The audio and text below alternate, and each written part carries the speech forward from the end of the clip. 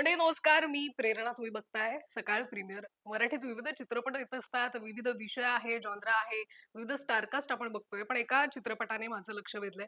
त्यांच्या प्रमोशनचा फंडा जरा वेगळा वाटला मला आणि मी त्या सगळ्या कलाकारांना ऑफिसमध्ये बोलवलेलं आहे आणि त्यांच्यासोबत त्या सगळ्या गोष्टी जाणून घेणार आहे. कैरी चित्रपटाबद्दल बोलतोय आपण. कैरीला भेटूयात का मग? नमस्कार. सायली संजीव आहे, दिग्दर्शक आहेत, सिद्धार्थ जाधव आहे. खूप खूप स्वागत आहे सकाळमध्ये. आणि चित्रपटाचे जे काही पोस्टर वगैरे घेऊन तुम्ही फिरताय आणि ते बघून कैरी काय आहे म्हणजे शशांक मिसिंगच आहे का? कारण तो इथूनही मिसिंग आहे. इथे आलेला नाहीये तो. आकाश पण मिसिंग आहे आणि शशांक पण सध्या मिसिंग आहे. त्यामुळे आम्हाला त्याचं पोस्टर घेऊन फिरायला लागतंय, हां, की आता निदान पोस्टरवर तरी दाखवतो. कारण तो बराच मिसिंग आहे. पण काय तू ते सगळं पोस्टर घेऊन फिरते काय म्हणतायत लोकं? तू का असं फिरतेयस? मिसिंग आहे असं म्हणतेयस? म्हणजे आज पण नाही आलाय शशांक. सिनेमाच्या सेटवर पण तो मिसिंग असायचा की काय? काही काळ असायचा, मग नंतर मिसिंग असायचा. सायलीशी बोलतोय अर्थात कैरी काय. सायली मला असं वाटतं तुला ना कायम असे कॅरेक्टर्स आणि अशा कथा मिळाल्यात ना, खूप इंटरेस्टिंग तुला कहाणी मिळाली आहे कायम. काय वाटतं त्याबद्दल? कारण तू ज्या चित्रपटांमध्ये भाग झालीयेस ना, त्याच्या स्टोरीज ज्या आहेत ना, त्या बेस्ट असतात. हो, नशिबाने माझ्या. म्हणजे जनरली असं विचारलं जातं ना, की तुम्ही एखादा सिनेमा निवडताना कसा निवडता? मग तुम्ही गोष्ट ऐकता का हां. आधी? मग त्याच्यावर तुम्ही कशी प्रोसेस करता? तुमची सिनेमा निवडण्याची प्रोसेस काय? तर मी कधीच सिनेमा नाही निवडलाय. तर प्रत्येक सिनेमाने मला निवडलंय आणि हे काहीच याच्यात काहीच चूक नाहीये किंवा खोटं नाहीये. अ, प्रत्येक वेळेला जो सिनेमा आला माझ्याकडे त्यावेळी त्या सिनेमाला न्याय देण्यासाठी योग्य वेळ असेल, तर मी त्या सिनेमाला हो म्हणत गेले आणि असे ते सिनेमे माझ्या पदरी पडले. पण मी कायम असं म्हणते, की आय एम सो ब्लेस्ड. मी इतकी भाग्यवान आहे, इतकी नशीबवान आहे, की माझ्या वाट्याला असे सिनेमे आले. मग अगदी आटपाडी नाईट्स पासून ते कैरीपर्यंत अप्रतिम गोष्टी आल्या आणि भूमिका तर विचारायलाच नाही. हो, अगदी पैठणीचं ते उदाहरण घेतलं तर कारण आता ते निमित्तही आहे. कारण दोघंही एकत्र पुन्हा एकदा मला ते सांग ना, पुन्हा एकदा छान काहीतरी काम करता आलेलं आहे. निमित्त म्हणजे निमित्तही पैठणीच ठरलीये. कैरीचं निमित्त सुद्धा पैठणीच ठरली असं मला आत्ता कळलेलं आहे. कारण गोष्ट एका पैठणीच्या प्रीमियरला शोला आमचे निर्माते आले होते आणि कैरीचे निर्माते आणि त्यांनी सरांना सांगितलं, की हीच आपली कैरी आहे म्हणून तिथे माझं ते कास्टिंग झालंय. गोष्ट एका पैठणीची हा सिनेमा बघून.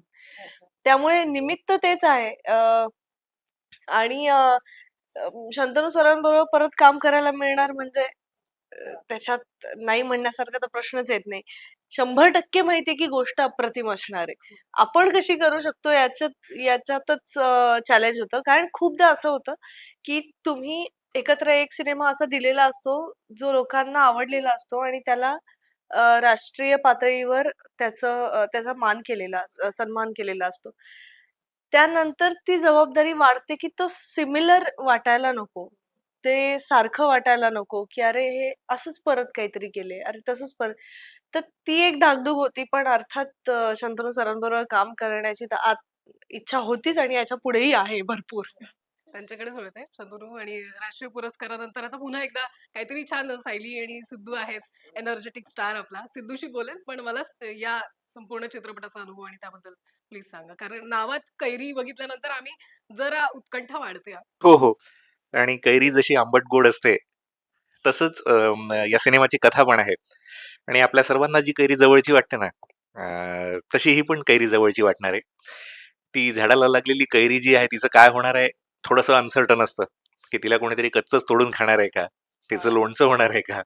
की तिचा मुरांबा होणार आहे? की ती पूर्ण पिकतपर्यंत झाडालाच असणार आहे? तर ही जी अनसर्टन्टी आहे ना, ही पण त्या कथेत आहे. म्हणजे अच्छा. कथेतल्या कैरीच्या आयुष्यात पण ही अनसर्टन्टी येते.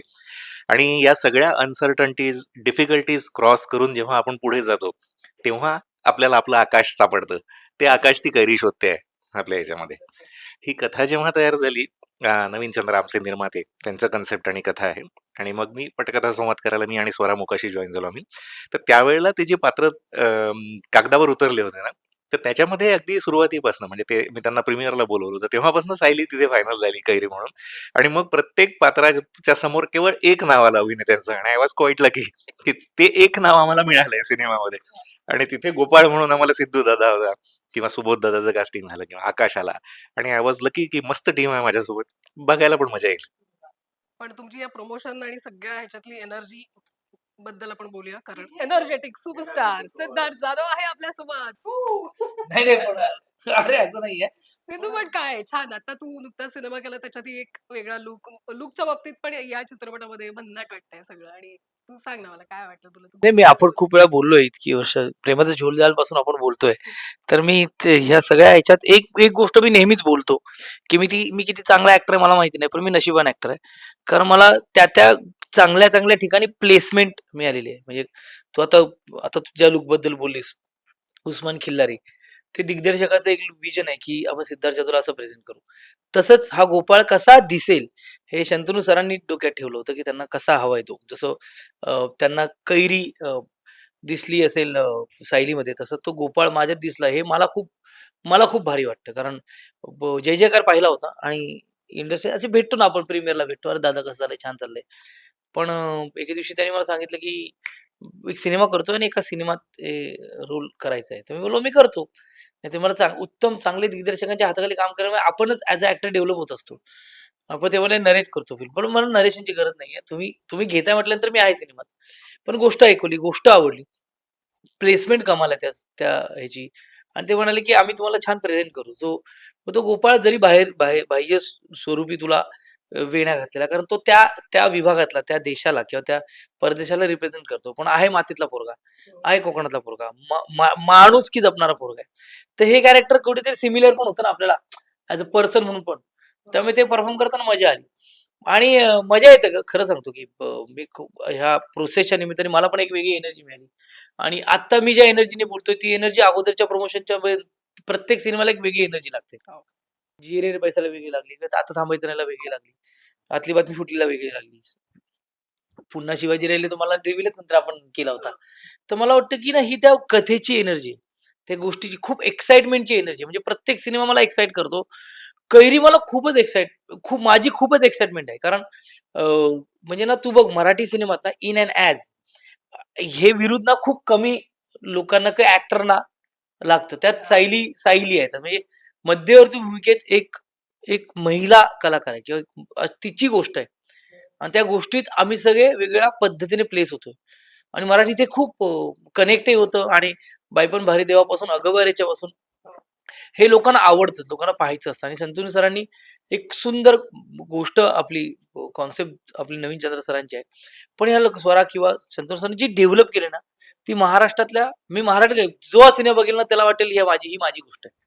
फक्त मराठी नाही, जिला जिला स्वप्न आहे, जिला स्वतःचं आकाश जो आपला आकाश हे म्हणतात, खूप छान म्हणतात, स्वतःचं आकाश शोधायचंय. हा हा हा विषय खूप मस्त आहे. आणि मला मला त्यात प्लेस व्हायला मिळतंय, छान काम करायला मिळतंय. आणि जे खूप कमी दिग्दर्शक आहेत जे ना म्हणजे महेश मांजरेकर सरांचं नाव घेतोच मी, की जे विनोदाच्या पलीकडे एक पाऊल पुढे जाऊन तू काम करू शकतो असं सांगतात, अशी संधी देतात, ते मला कॉन्फिडन्स देतात. त्याच पठडीत शंतनू सर आहेत. कारण ते विनोद असेल किंवा खुशमस्करी असेल किंवा ती एनर्जी असेल, त्या कॅरेक्टरची एनर्जी असेल, ती पाहिजे असेल, हे सगळं असलं तरी तो ठहरावाला आहे. तो कुठेतरी स्वतःच्या लाईफ बद्दल विचार करणारा पण आहे. हे सगळं पण मांडण्याचा प्रयत्न होतो माझ्या कॅरेक्टरने, याचा मला आनंद जास्त आहे. ते परिपूर्णता असते कॅरेक्टरला, म्हणून मला प्लेस केलं जातं. ते बरं वाटतं यार हे अशा. आणि मुळात कैरी सारख्या सिनेमाचा भाग होणं हे माझ्यासाठी खूप आयकॉनिक आहे. की जी 5 सिनेमे या सिनेमात आले, ह्या वर्षात आले, तर 5ही सिनेमांचं वेगळेपण होतं. आणि कैरी एक वेगळं वैशिष्ट्य घेऊन येते. पण तू ते डिफाईन केलंस ना, की सिनेमात तो असा मस्त फंकी लुक मध्ये आहे, पण त्याचं मन आहे. वरतून जे आवरण आहे रंगीबेरंगी ते दिसतंय, पण आतलं कधी तुझ्या बाबतीत वाटतं कधी कधी सिद्धू, तू पण असं छान मस्त कलरफुल असतोस, छान एनर्जेटिक असतोस, पण कधीतरी असं वाटतं ना की अरे अंदर भी कुछ चल रहा है. नाही हे मला वाटतं की हे ना, मला असं वाटतं हे की मी असाच आहे. मला कोणाला भेटायला गेल्यानंतर मला ना त्याला ती सॉफ्ट एनर्जी द्यावीशी वाटत. तो मला एकदाच भेटेल, पण तो मला आयुष्यभर लक्षात ठेवलं की काय पोरा कोणाचं रे, या लेवलला असतं, त्यामुळे मला ती एनर्जी द्यायला आवडते. पण मी ना हे म्हणजे हे माझं सगळं जे आहे, जे मला माझं पण सापडणं आहे, ते मला वाटतं ये रे रे पैसा 1 किंवा फास्ट अँड किंवा सिम्बा नंतर मला जास्त मिळालेलं आहे. की मला नट म्हणून सरप्राईज करायला आवडतो. माणूस मी कसा असेल, माणूस तुला या असं असेल, पण सिनेमा माझं काम बघताना हे मस्त आहे रे हा पोरगा, बरं करतोय का, मला हे करायला आवडतं आणि मी ते करण्याचा प्रयत्न करतो. आणि मला त्याची साथ शंतनू सारख्या दिग्दर्शकांची मिळते की ते मला मी असताना सुद्धा सरप्राईज करण्यासाठी मदत करतात, जे जे मला कैरीमध्ये सरप्राईज करायला मिळालं. आनंदी राहणं सगळ्यांचं असतं आणि मला वाटतं काय तुला काय सांगू प्रेरणा, ह्याच्यात नाही एनर्जी देण्यापेक्षा ना, अरे प्रेरणा तुला सांगते एक गोष्ट, ह्याच्यात मजा आहे. तर कमाल. ही ही आहे आणि तो गोपाळ पण तसाच आहे. Nice. सायलीकडे वळते मी. सायली, अ, गोष्ट एका पैठणीची राष्ट्रीय पुरस्कार याबद्दल खूप बोललं गेलं. तुझ्या कामाचं कौतुक झालं. तेव्हा एक असं तो आत्मविश्वास वाढला का? किंवा एक तो जाणवलं की नाही आपलं जबाबदारीही आहे आणि आता पुढची जी कामं आहेत, ती निवडण्याची पद्धत असेल किंवा त्या गोष्टी तू पारखत होतीस का? काय वाटत होतं तेव्हा त्याच्यानंतर? जे काही प्रोजेक्ट केलेस त्याच्यानंतर? खूप दडपण आलं. खूप दडपण आलं आणि कुठेही कल्पना नव्हती की राष्ट्रीय पुरस्कारासारखा सन्मान मिळेल आणि त्या अख्ख्या सिनेमाला तो त्या त्या पोस्टरवर मी असल्यामुळे फक्त तिथे लक्ष जातं. पण अदरवाईज गोष्ट एका पैठणीच्या स्पॉट बॉय पासून ते निर्माते, दिग्दर्शक आणि सगळ्यांपर्यंत ज्या व्यक्तीने त्या सिनेमासाठी काम केलंय त्या व्यक्तीचा तो राष्ट्रीय पुरस्कार आहे. कारण सिनेमाला मिळालाय. तर त्यामुळे अ, जसं शंतनू सरांवर दडपण आलं असेल तसंच माझ्यावरही आलं. पण शंतनू सर कायम खूप छान सांगतात, की माझ्यासाठी कुठलाही सिनेमा हा नवीन सिनेमा आहे. पहिल्यांदा मी काम करतोय असंच मी त्या सिनेमात काम करतो. तर तसं कुठेतरी वाटतं आणि कॅरेक्टर कायम वेगळी येतात ना, त्यामुळे त्याचं बॅगेज घेऊन नाही जाऊ शकत कधीच खरंय. कुठे आणि ते मागेच ठेवलेलं बरं आहे असं वाटतं. कारण त्याच्याने आपल्याला आपल्यावर जो कॉन्फिडन्स येत राहतो, तो चुकीचा आहे असं मला वाटतं. आपण कायम अंडर कॉन्फिडेंट प्ले केलेलं बरं असतं. आपल्यावर आपल्या कामावर आपला विश्वास असला पाहिजे, पण ओव्हर कॉन्फिडन्स नसला पाहिजे, की आता असा पुरस्कार आहे ना, तर आता मी असं काम करेन. तर असं नसलेलंच बरं आहे. नाहीतर मग ते काम तसं नीट होणार नाही. त्यामुळे त्यानंतर येणारे सिनेमे बघून घेतले का, विचार करून घेतले का, तर असं अजिबात नाहीये. तोपर्यंतची जी प्रोसेस होती, तीच त्याच्या पुढची पण आहे, की ब मला वाटतंय ना, मला कोणीतरी त्या सिनेमाच्या किंवा त्या भूमिकेसाठी मला कोणीतरी लायक समजतंय ना, तर मी हो म्हणणार. माझ्याकडे वेळ असेल तर मी 100% हो म्हणणार. वेळ नसेल तर मी त्यांना रिक्वेस्ट करणार, की तुम्ही जर याचे डेट्स बदलू शकत असाल, तुमच्या शूटिंगच्या तारखा बदलू शकत असाल, तर मी करायला तयार आहे. पण मला असं वाटतं, की समोरच्या माणसाला दिग्दर्शकाचं कायम काहीतरी वेगळं विजन असतं. तर त्यांना जेव्हा असं वाटतं, की ही व्यक्ती इथे करेक्ट जाते, मग कुठलाही दिग्दर्शक असेल, तर मी त्यांच्या विश्वासावर विश्वास ठेवण्याचं काम करते हे आजही. प्रयत्न करतेय तो, की असं मी विचारत नाही, नाही तुम्ही आधी मला स्क्रिप्ट पाठवा, मग मी विचार करून सांगते. असं मी आजही नाही करत आहे, टचवूड.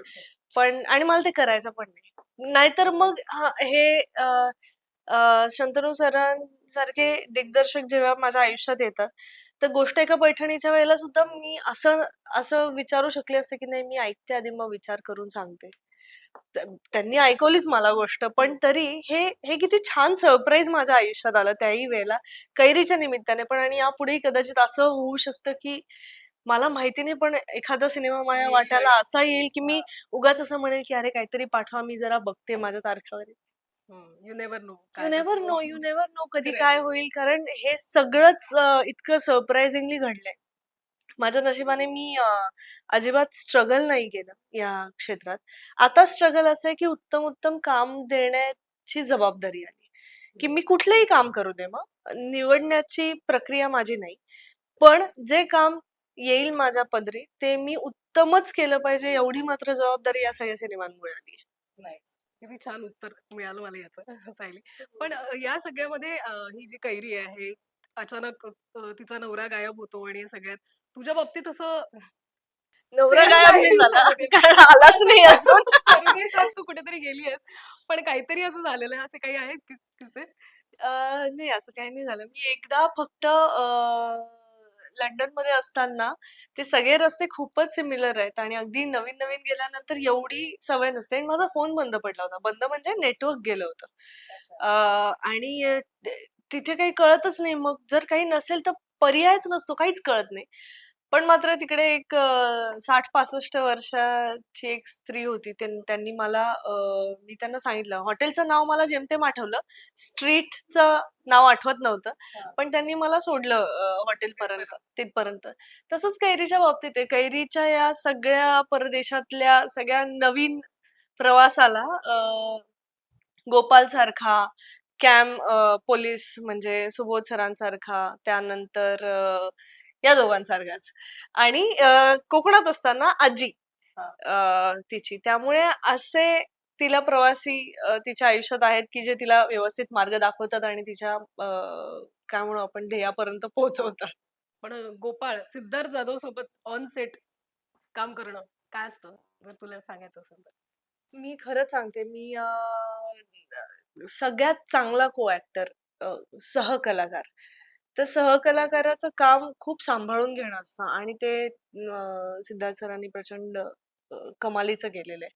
कारण अ, मी जे करेन त्याला काहीच महत्त्व उरणार नाही जर का त्यांनी मला सहाय्य केलं नाही तर.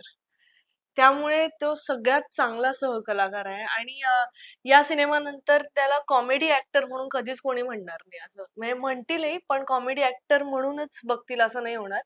कारण त्याचं त्याचं विनोदी अंग एकीकडे आणि त्याने या सिनेमात केलेला एक सीन संपूर्ण एकीकडे असं अप्रतिम आहे तो आणि मी तो बघून त्याला फोनही केला होता, की तो जो सीन केलाय, तो म्हणजे माझ्या डोक्यातूनच जात नव्हता मी सिनेमा बघितल्यानंतर कैरी.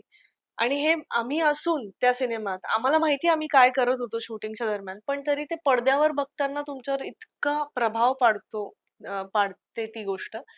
मी त्यांना म्हटलं, की हे कहर केलेलं आहे आणि तो सीन माझ्या सरप्राईज आयुष्यात झाली. सरप्राईज पण कमी शब्द पडेल कदाचित. म्हणजे मला ते व्यक्त नाही करता येणार सरप्राईज फक्त म्हटलं तर. पण त्यात त्याच्याकडे अनेक प्रकारच्या शेड्स आहेत, अनेक प्रकारच्या छटा आहेत. विनोदी अंग तर आहेच आहे आणि ते ते खूप अवघडच असतं. पण त्याच बरोबरीने बाकीच्या गोष्टी नाही करता येत. म्हणजे मी त्याच्यासारखं कधीही एक ह्युमरस याच्यात माझं टायमिंग मॅच होईल की नाही मला कल्पनाच नाही. पण त्याच्याकडे सगळं आहे आणि ते मला वाटतं कैरीच्या माध्यमातून उलगडलंय जरा. सिद्धू, सेम सायली सोबत काम करणं. अरे मला एवढं कौतुक केलं त्याने माझं मला म्हणजे 25 वर्षाचा जीवन गौरव मिळाला असं झालं. अरे बापरे! अरे यार! नाही पण हे सगळं त्या मी नेहमी म्हणतो की प्रत्येक नटामध्ये एक क्वालिटी असते आणि मी पूर्वी मला असं व्हायचं की जे सलग विनोदी सिनेमा करतात ना त्यांना काहीतरी वेगळं करून पाहायचं असतं. जे सलग आर्टी फिल्म करतात ना त्यांना काहीतरी विनोदी करून पाहायचं असतं. म्हणजे सकाळी उठलो, ऑफिसला गेलो, चहा प्यायलो, कशी म्हटलं अशा अशा अशा दिग्दर्शकांना, अशा नटांना काहीतरी एनर्जेटिक करूया किंवा काहीतरी असं करूया. त्यांचं प्रत्येक नटाला काहीतरी वेगळं शोधायचं असतं. माझ्या निमित्ताने म्हणजे माझ्या निमित्ताने दिग्दर्शक असे भेटले, की ते म्हणजे मी म्हणतो प्रत्येक वेळेला मी महेश मांजरेकर सरांचं नाव का घेतो? कारण त्यांनी ते पाहिलं, की हे तू डेव्हलप कर. हे मी म्हणत नाही, की तू सगळं सीरियसच कर. पण त्यातलं सरप्राईजिंग आहे तुझ्याकडे आणि ते सरांनी देत गेले. म्हणून तर शंतनुनी सरांनी मला गोपाळसाठी निवडलं असंही म्हणेन, की त्याच्यात त्या गोपाळामध्ये फक्त ते विनोदी किंवा असं नाहीये. तो त्याच्यात आहे काहीतरी, जे खरं सरप्राईज करेल. खरं कैरीला सपोर्ट करणारा तो म्हणून. त्यामुळे आता सायली एवढं एवढं कौतुक केलं सायलीने माझं ते मला लयच हे असं मी वाटलं. खूप मनापासून केलं. नाही, नाही खरंच म्हणजे मला खूप पण हे हे सगळं ह्या इंटरव्ह्यूमध्ये बोलायचं म्हणून नाही. मी त्याला फोन करूनही सांगितलं. पण अ, अशा वेळेला तुम्हाला एक संधी मिळते बोलण्याची आणि व्यक्त करण्याची, की काय वाटलं. तर ते आणि कलाकार जेन्युइन म्हणून त्यालाही ते ऐकणं मला overwhelming असतं. याचा सर्वात जास्त आनंद हा भरत जाधव सरांना होईल. कारण त्यांनी मला हीच गोष्ट सांगितली होती, की तुम्ही तुम्ही कलाकार माणूस चांगले असता, पण सहकलाकार म्हणून चांगलं राहणं खूप उत्तम असतं. कारण माझं जे काम काही बहरत गेलं त्यात तेच असायचे ना आणि त्यांच्यासमोर करताना कधी भीती नाही वाटायची. मराठी सुपरस्टार आपण असं केलं तर कट होईल वगैरे. ते उलट बूस्ट करायचे. म्हणून तर भीती चेपून आपण 3-4 काम करायला लागलो. तर माझ्याकडून असं काही होत असेल चांगलं, तर उलट ते त्यांच्याकडून शिकून आल्यामुळे आहे. त्यामुळे थँक सायली. खरंच मनापासून. पण सायलीबरोबर मी पहिल्यांदा काम करत होतो. मैत्री आहे, किंवा भेटलोय आपण इकडे प्रीमियरला भेटलोय. काय मस्त वगैरे सगळं. पण मी मगाशी एका इंटरव्ह्यूमध्ये म्हटलं, की ना ते आणि आता एक आर्टिकल पण झालं, सकाळचंच झालं. त्याच्यात हे म्हटलं, की तिच्याकडे ना एक तर तिच्याकडे ना शिकण्याची भूक आहे, पहिली गोष्ट. का? कारण हे विनिंग कॉम्बिनेशन आहे ना. नॅशनल लेव्हल विनिंग कॉम्बिनेशन ते पुन्हा येतं तर आम्हाला त्यांच्याकडे अपेक्षा वाढतेच. पण ते अपेक्षांचं ओझं न घेता नव्याने काम करणं म्हणजे मी मी तिच्यावर होतो. मी तिच्यावर फिरतोय, बोलतोय. प्रत्येक शब्द, कॅरेक्टर कसं करू मी? किंवा आता मला येतच आहे, मी करते असं नव्हतं. प्रत्येक गोष्टीला अलर्ट होती ती आणि हे मी पहिल्यांदा समोरून पाहिलं. त्यामुळे कमालीची अभिनेत्री आहेच. पण नम्र आणि शिकण्याची वृत्ती खूप आहे, की मला हे आणखीन होतंय ना हे आणि टोन हाच आहे. म्हणजे काय हो या कायम लेव्हलला विद्यार्थी बनून काम करणं त्याच्यात पण एक नाही कारण असं खूप वेळा होत नाही. म्हणजे आपण बघतो काय केलं. Okay, okay. ठीक आहे रे हा. ठीक आहे रे भाई झाला. या लेव्हलला पण असतात नट आणि त्यांच्यावरती कॉन्फिडन्स असतो. पण जेव्हा तुम्ही एवढे म्हणजे माझ्यासाठी तर अभिमानाची गोष्ट आहे. त्यांना ते नॅशनल अवॉर्ड विनर आहेत. मग आता आपण करू ते मस्तच होईल असं नाहीये. आता आपण मस्त करायला पाहिजे आणि हे होईल ना, एखाद्या सीन बद्दल असेल. बाकी आमची ऑफ द रेकॉर्ड जास्त नसायचं कारण तो 1.5 तासाचा प्रवास, त्यात ती आराम करायची. मग डायरेक्ट शूटिंगच आणि प्रवास. पण तो आपल्या आपल्या कॅरेक्टरला धरून दिवसभर राहणं, त्या कॅरेक्टरमध्ये राहणं आणि परफॉर्म करणं ही कठीण गोष्ट आहे. आणि ती उत्तम अभिनेत्री आहे हे मी सांगायची गरज नाही.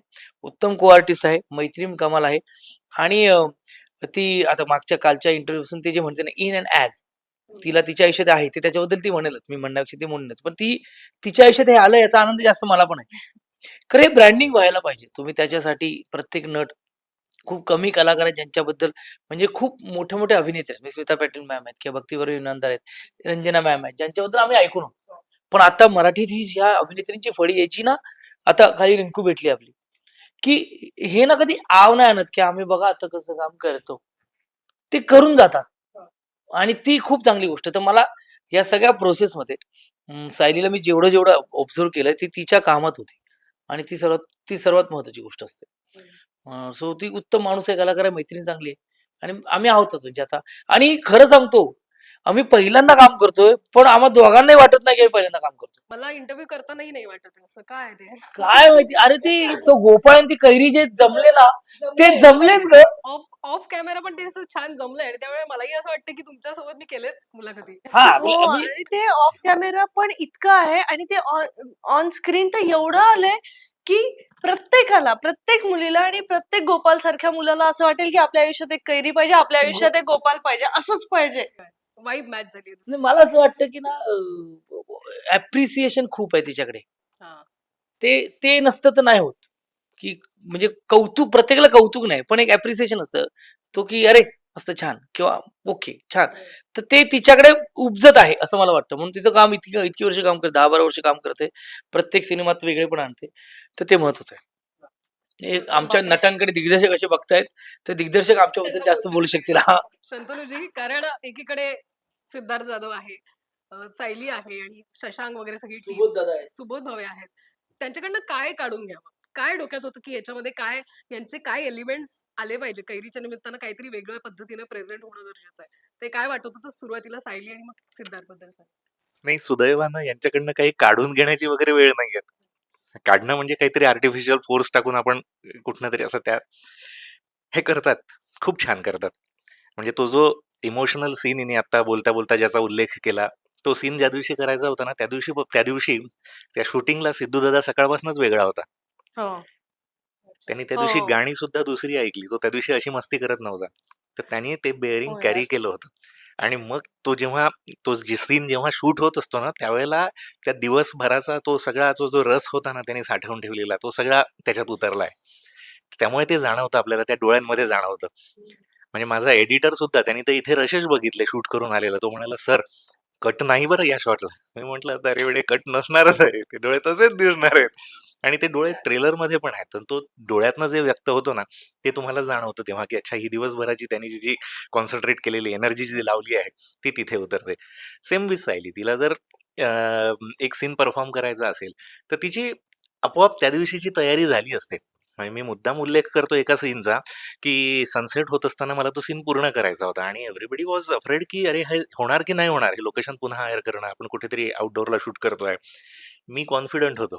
मी आपले कॅमेरामन आहेत प्रदीप खानविलकर सर, मस्त सुंदर सिनेमा शूट केलेला आहे त्यांनी. त्यांना सांगितलं, म्हटलं, "अजिबात रिटेक होणार नाही." पण ते ओके होणार आहेत. आपल्याकडे दोन्ही छान ऍक्टर्स आहेत. सायली आणि शशांकने खूप सुंदर हे केलं. सुबोध दादांबद्दल काय बोलायचं, त्यांनी ऍप्ट चोख भूमिका वाजवलेली आहे त्यांची. शिवाय अरुणजी होते नालावडे किंवा सुलभाताई आहेत. तर हे सगळेजण मुळात तुमच्या सिनेमात असणं म्हणजे तुमचं ओझं अर्ध उतरलंय. मग फक्त तुमचं काम काय उरतं, तर त्यांना त्यांची भूमिका किंवा हे हे फक्त स्पष्ट करून सांगायचं आहे. आणि दॅट वॉज कम्पॅरेटिव्हली सिम्पल, की बाबा हां, तर ते असं छान जुळून आलंय सगळं. मला अजून काही अपेक्षित होतं का बोलणं? नाही, बरोबर. तुम्ही तेच त्याचं उत्तर दिलं. पण सिद्धूचा तुम्ही उल्लेख केला, की त्या पद्धतीचं ते काम आणि तेव्हा ते अरे सेटवर कमाल कसं काम छान करतात, कमाल काम करतात. मुळात नाही का, म्हणजे मला स्वतःला असं प्रामाणिकपणे वाटतं, की चांगल्या भूमिकेबद्दल मोह आणि हाव अभिनेत्यामध्ये असावीच. आणि त्याला ती जी संधी मिळते ना, त्याचं सोनं करणं जे आहे ना, ते सिद्धूदादाकडनं आहे बघा. म्हणजे असं नाही की बाबा त्यांना एक संधी मिळाली होती रे छान आणि त्यांनी तिथपर्यंत पोहोचू नाही शकला. तुम्ही बघा ना, तुम्ही त्याला ठेवा एका प्लेसमध्ये, की तिथे 100% परफॉर्म करण्याचा चान्स आहे. 120 परफॉर्म करून जातो तो नेहमी. आणि त्याची एक स्वतःची खासियत, एक्स फॅक्टर आपण तो ज्याला म्हणतो. मुळात दिग्दर्शक कठपुतल्यांना घेऊन सिनेमा का नाही करत? कारण त्याच्याकडे तर कथा आहे, त्याच्याकडे डायलॉग्स पण आहेत. पण तो शो त्याला तिथे जिवंत माणसं लागतात. मग कुठलीही जिवंत माणसं नाही लागत. त्याला तो जे काही करू शकतो, हे त्याच्या पलीकडे जाऊन सादर करणारे ऍक्टर्स लागतात. अभिनेते जे प्रोफेशनली ते करू शकतील. आणि प्रोफेशनली परफॉर्म करणाऱ्या ऍक्टर्स मध्ये पण काही ऍक्टर्स असे असतात, की ज्यांना एक एक्स फॅक्टरची देणगी मिळालेली असते. ते काय आहे हे आपण सांगू शकत नाही. पण आपण असं म्हणतो, की काही चेहरे आहेत रे, ते स्क्रीनवर आल्याबरोबर आपलं लक्ष त्यांच्याकडेच जातं. 5 कॅरेक्टर्स जरी असतील ना, तरी आपण त्यांच्याकडे बघायला लागतो. तो एक्स फॅक्टर असा ठासून भरलाय सिद्धूदादामध्ये. तो आला ना, की तो असा सीन खातो. आणि ही त्याची कॅपॅसिटी असताना पण तो त्याच्या सहकलाकाराला वाव देतो. हो. तो स्क्रीन खाण्याचा प्रयत्न कधीच करत नाही. ही खासियत आहे. हे मोठेपण आहे त्याचं. आणि हे म्हणतात ना, की मला पण गंमत वाटते रे, म्हणजे मी आणि सायली काल बोललो. जेव्हा आम्हाला ॲक्टर मिळाला ना, की आमचं अर्धं काम काय हे होतं सर? सोपं होतं. सोपं होतं असं दिग्दर्शक म्हणतात. ते दीड काम नटावर पडतं. करताना दिग्दर्शकाने जबाबदारीने आपल्याला घेतलेलं आहे, हे नीट करायला पाहिजे. पण ह्या सगळ्या प्रोसेसचं किंवा आता जे काय एक 15 मिनिटं आपण ज्या प्रोसेसबद्दल बोलतोय, ती प्रोसेस प्रत्येक सिनेमामध्ये होते. पण त्याचं मेन कारण हा दिग्दर्शक असतो.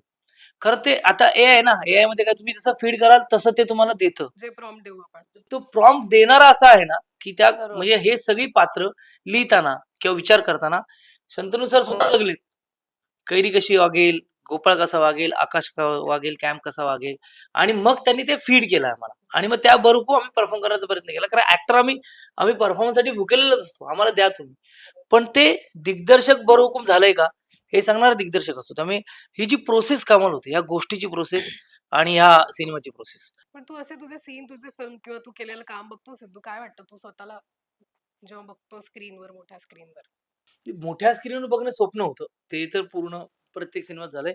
पण मी खरं सांगू प्रामाणिकपणे, मला ना त्यावेळेला काही वाटत नाही गं. काही वर्षांनी किंवा काही महिन्यांनी जेव्हा कौतुक होतं ना, म्हणजे म्हणजे आता धनाजी बद्दल बोलतात किंवा आता उस्मान पारकर बद्दल बोलतात.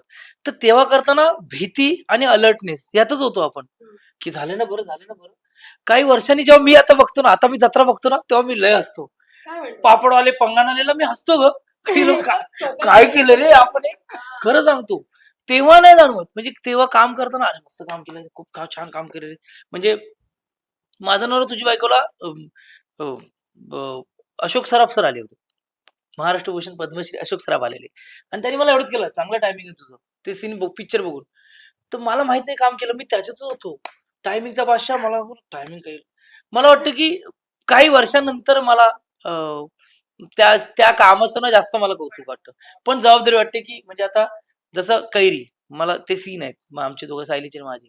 मग पर्टिक्युलर 2-3 सीन आहेत जिथे मला हे करायचं. तर मी त्या सीनला घेऊन खूप कॉन्शियस असतो, की ह्या कामासाठी घेतलेलं आहे भाई. हे होऊ दे, होऊ दे, होऊ दे. आणि ते केल्यानंतर तो ओके म्हणाला, की बस. त्यामुळे अजूनही मला माहित नाही म्हणजे तू काही वर्षांनी आता आता काही कामं केली आहेत. ज्याच्यावर मी प्रचंड एक्साइटेड आहे. पण मी एक्साइटेड आहे. ते काम आल्यानंतर काही महिन्यानंतर हां, ते मस्त होतं ना रे, हे होतं. ह्या लेव्हलचं होतं माझं. चुकीचं आहे. पण आपण आता बघतोय सध्या मराठी चित्रपट खूप छान कंटेंट येतोय. म्हणजे तुमचं इतका चित्रपट इतक्या छान पद्धतीनं पोहोचला. पण बऱ्याचदा असं होतंय, की एकाच तारखेला बरेच चित्रपट येतात आणि चांगला कंटेंट येतोय. त्याबद्दल काय वाटतं? आणि सायली, तू त्या चित्रपट मंडळ आणि ह्याच्यातही काम कार्यरत आहेस. तुला काय वाटतं, काय होतंय आणि काय होणं गरजेचं आहे? कारण इतर चित्रपटांना त्याचा तोटा होता कामा नये. कारण सगळंच कंटेंट छान पद्धतीने येतंय. बऱ्याचदा असं होतं. तुझं काय मत आहे त्याच्याबद्दल? माझे खूप मत आहे त्याच्याबद्दल. पण अ, मला असं वाटतं, की खूप वरवरचा विचार होतो अनेकदा, की का बरं इतके सिनेमे येतायत एकाच दिवशी? पण मी असंही म्हणेन एकीकडे आम्हाला आता अगदी 12 तारखेचंच आपण उदाहरण घेऊ. 12 डिसेंबरला उत्तर पण प्रदर्शित होतोय. माझी अगदी जवळची मैत्रीण आहे ऋता, तिचा हा सिनेमा आहे. आमचा जवळचा मित्र आहे क्षितिज पटवर्धन, त्याचं हे पहिला सिनेमा. पदार्पण आहे दिग्दर्शनातलं. तर तर असं होतं की अरे नको म्हणजे त्याच तारखेला आपण आपल्याच मित्रांच्या सिनेमाबरोबर आपण आलो तर आणि मराठी सिनेमा आहे ना, मग तो डिव्हाईड होणार प्रेक्षक असंही वाटतं. पण दुसरीकडे असंही वाटतं की निर्मात्यांचा कॉल आहे हा. त्यांनी अनेक कष्ट घेऊन हा सिनेमा बनवलेला असतो. त्यांचा काही काळ सिनेमा अडकलेला असतो आणि मग कधीतरी मुहूर्त लागलेला असतो त्या दिवशी अगदी तो बरोबर. प्रदर्शित होण्याचा. बरं या सगळ्या ह्याच्यात हिंदी बाकी भाषेतले सिनेमे Hollywood. यांची हां, साउथ इंडियन सिनेमे, हिंदी सिनेमे यांची एक कॉम्पिटिशन बघून आपण मराठी सिनेमे प्रदर्शित करतो, ही खूप वाईट गोष्ट आहे. महाराष्ट्रात आणि आपल्या ह्याच्यात म्हणजे चित्रपट सुरू करणारे हे आपली माणसं आहेत मराठी आणि तरीही आपल्याला बाकीच्या भाषेतल्या सिनेमांचा विचार करून आपल्याला प्रदर्शित करायला लागतो. मग तेव्हा किती विचार करायचा की किती क्लॅश नाही होऊ द्यायचं. तर ह्याच्यावर खूप वेळ बसून खूप चर्चा करून एक काहीतरी मध्य काढायला लागणार आहे कधीतरी. पण कारण मी या खूप वर्षात हे लहान मोठ्या प्रमाणात जाणवलंय. कारण खूप चांगलं आता थांबायचं नाहीच्या वेळेस ही पण आता पण हे त्यालाही चांगला रिस्पॉन्स तरी नाही, मी त्याच मुद्द्यावर येतो की आता थांबायचं नाही वेळेला भवेश जंगलकर सरांनी एक चांगला मुद्दा मांडला होता की आताची ना स्किप इंट्रो वाली जनरेशन आहे. म्हणजे तुम्ही कुठली सिरीज लावली की स्किप इंट्रो तर डन लावली निघतात आणि त्या मोबाईल मधून बाहेर येऊन तुम्हाला थिएटर पर्यंत आणणं हा सर्वात मोठा कसं असतं. त्यात तुमचाही फार मोठा हातभार आहे की तुम्ही बरोबर. मीडिया वाईज मराठी सिनेमांना प्रमोट करता. पण मला असं वाटतं की आता हा प्रश्नच आता खूप जुना झालाय. की अरे एका वेळेला 4 सिनेमे येतात, 5 सिनेमे येतात. याच्या याच्या अगोदर म्हणजे अगोदरपासून हा प्रश्न विचारला जायचा. त्याचं उत्तर मला जे सापडलेलं ते असं आहे, की गुलकंद आणि आता थांबायचं ना एकाच दिवशी रिलीज झाले. दोन्ही सिनेमे चालले. आता त्यात असं म्हणतात, की अरे जर कुठलातरी सिनेमा नंतर आला असता तर जे पैसे आता थांबायचं मिळाले किंवा गुलकंदला मिळाले ते यांना मिळाले त्यांना मिळाले असते. मला असं वाटतं मायबाप रसिक प्रेक्षक जातात सिनेमाला. एका दिवशी 4 सिनेमा ना 5 सिनेमा ना. त्यांचा जो चॉईस आहे त्याला ते बघायला जाणार. म्हणजे मी नेहमीच म्हणतो की 100च्या कॅपॅसिटीमध्ये 50 लोकं बसलेत. तर 50 का नाही आले याचा विचारच नको करूया. 50 लोकं आलीत ना, हा विचार करूया. कारण प्रत्येक वेळेला तुमच्याबरोबर कुठलातरी सिनेमा रिलीज होणारच होणार आहे. असं नाही की कुठला नाही. म्हणजे तू असला कुठलाही एक शुक्रवार सांगा जिथे एकच सिनेमा नाही असं नाही होत. फक्त एवढं की मराठी सिनेमे खूप उत्तम येतायत. त्यात आताही मायबाप रसिक प्रेक्षकांना पर्वणीच आहे.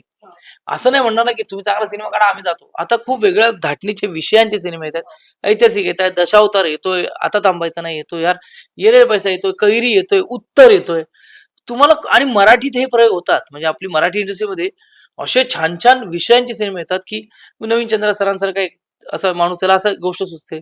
शंकर रोडे सारखे डिरेक्टर मग अशा मराठीतल्या अशा मातब्बर अभिनेत्रीला घेऊन एक अशी फिल्म बनवतो की ही महाराष्ट्रातल्या प्रत्येक मुलीची गोष्ट आहे.